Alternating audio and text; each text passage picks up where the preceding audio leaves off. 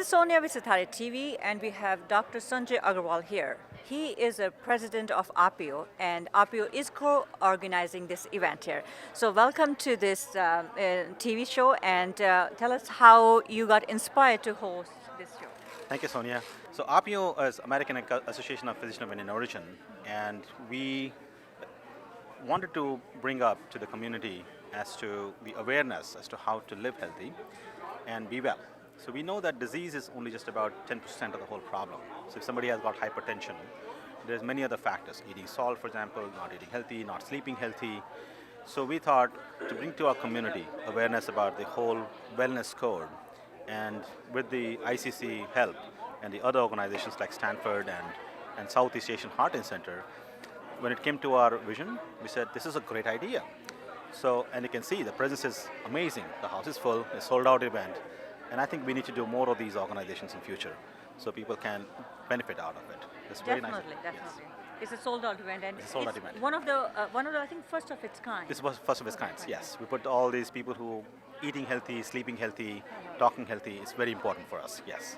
And you know, these days, like the shift of like good eating habits, it has changed. You know, we are thinking from different angle. Tell us about that shift. So now it has become more of a fad.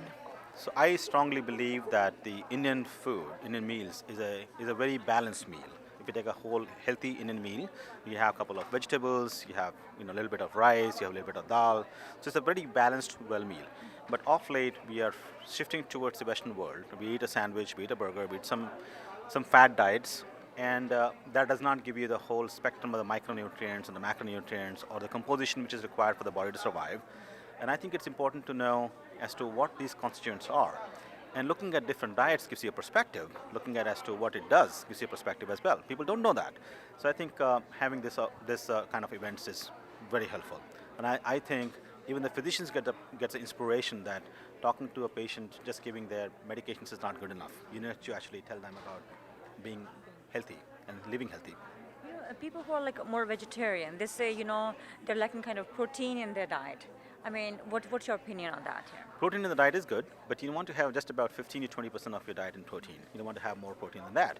Body requires about 1 to 1.5 gram of protein per kilogram of body.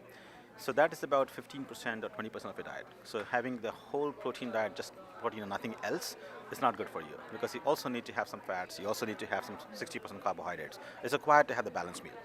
So you mentioned 60% carbohydrates? About 60% carbohydrates is what you need, yes. Because the brain cells and the heart cells need only the carbohydrates to survive.